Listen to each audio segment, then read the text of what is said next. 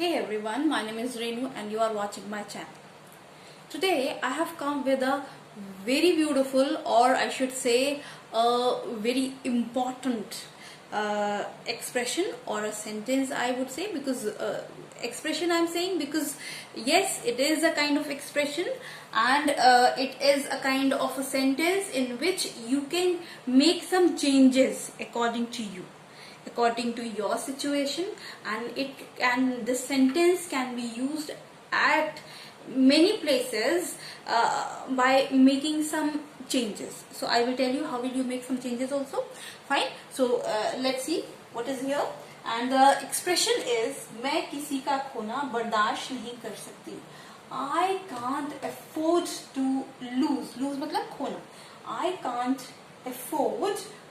afford to lose anybody. मैं किसी का खोना बर्दाश्त नहीं कर सकती. खोना यहाँ से मतलब है किसी को लूज करना, मतलब खो देना, यानी कि like something happens to the person and that person dies or goes somewhere due to some reasons. So किसी का आपकी जिंदगी से चले जाना. तो खाली हम इंसान के लिए ही नहीं, हम किसी पर्सन के लिए ही नहीं, हम इसके लिए हम अपॉर्चुनिटी के लिए भी यूज कर सकते हैं कि I can't afford to lose opportunity, any opportunity.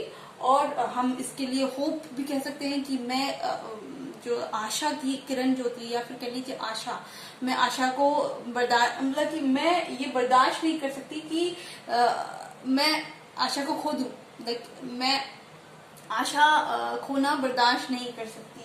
मैं आशा करती रहूंगी कि something good is going to happen to मी.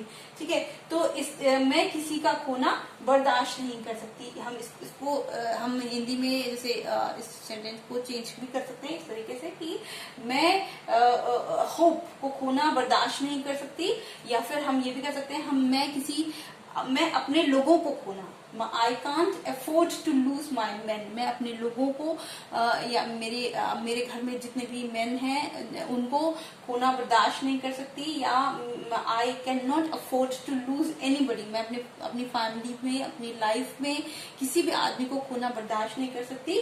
तो मैं किसी का खोना बर्दाश्त नहीं कर सकती. तो वो किसी जो है वो कोई भी चीज हो सकती है, वो भी हो सकता है, अपॉर्चुनिटी भी हो सकती है, एनीबडी भी हो सकता है, और मैन भी हो सकता है. ठीक है, तो in this case and the sentence is मैं किसी का खोना बर्दाश्त नहीं कर सकती. I can't afford to lose any opportunity, hope.